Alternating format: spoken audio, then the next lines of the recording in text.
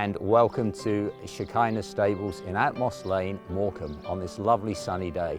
My name's Nigel Jocelyn and I'm going to be your guide for a tour of the stables as we find out about the work of the Shekinah Trust and its involvement in equine assisted psychotherapy, or EAP.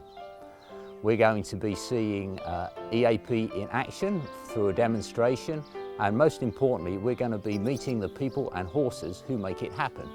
So come with me and we'll get started. So we've moved over to the stable block, and I expect you may have a few questions already that have come to mind. For example, what exactly is EAP all about?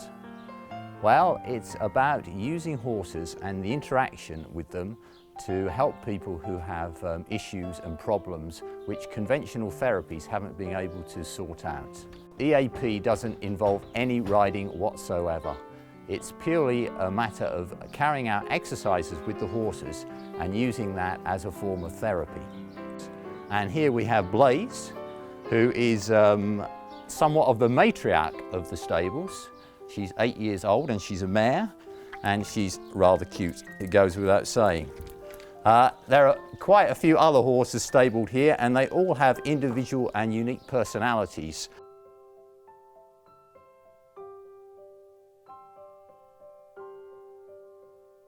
Sadly, we've had to leave Blaze for now, but we'll be seeing her later, I'm sure.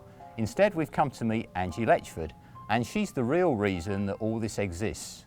So Angie, could you tell us your story, please? Basically, in 2005-2006, I had a very difficult year, and in that time, as a Christian, I felt that God provided me with some Christian counselling help, and it really gave me a heart to help people who have suffered similar sorts of problems like anxiety or depression or eating disorders or substance abuse, and to look to set up a unique facility that would cater for those needs.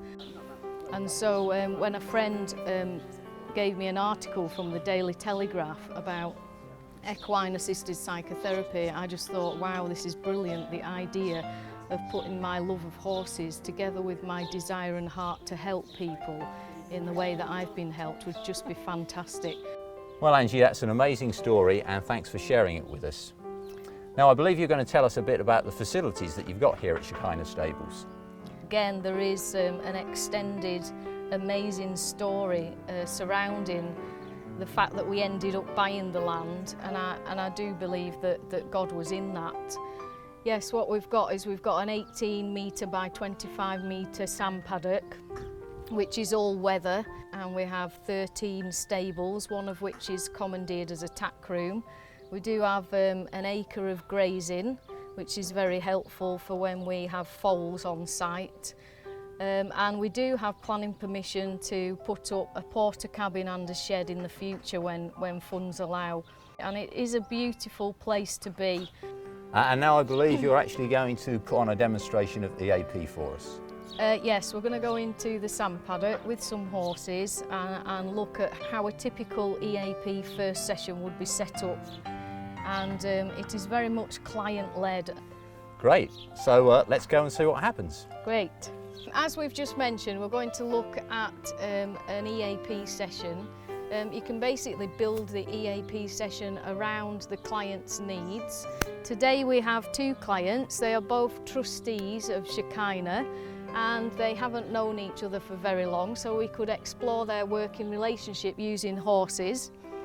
In an EAP session, you normally have two practitioners, a mental health practitioner and an equine specialist. The equine specialist would normally set the task and would then be observing the horses very, very closely to look for patterns in the horse's behaviour.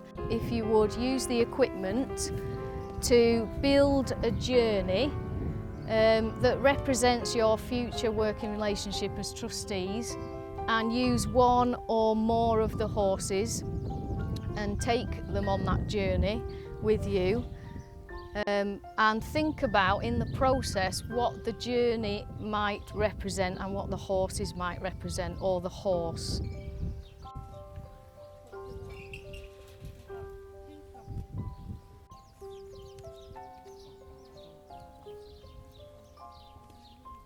quite a lot of metaphors are coming up. It's been suggested that the horses could represent the 4 trustees, for example. The concept of going round in circles has been mentioned. The fact that it's a difficult task has been likened to the idea of trying to access funding for Shekinah Trust. And a lot is already surfacing just whilst they are interacting with the horses.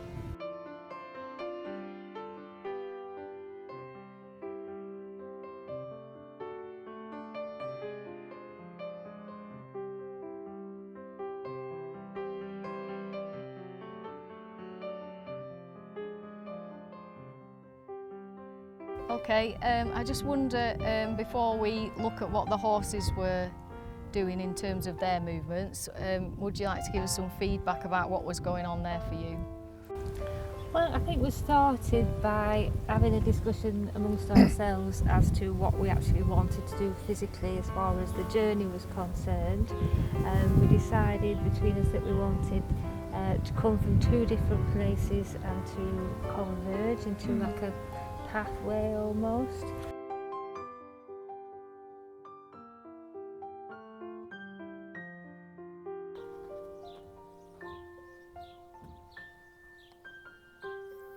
I hope that's given you a real taste of what EAP is all about and what a powerful tool it is in the treatment of people with behavioural and emotional issues.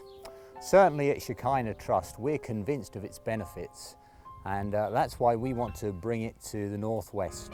We want anyone to have access to EAP irrespective of their ability to pay. But as you can see, it can be quite a high maintenance affair.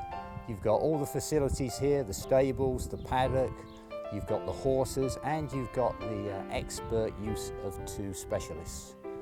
And so I'm afraid that's where you come in. We can't do this without your help, and we rely on public funding to support us.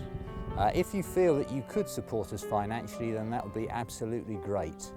But apart from needing money from you, we also need to hear from you if there is anyone that you know who you feel could benefit from EAP. So please do spread the word and tell people about us and the great work that's going on down here at Shekinah. It just remains for me to thank you for your attention. Thank you for joining me on the tour of Shekinah Stables, and goodbye from a lovely sunny day in Morecambe. Goodbye.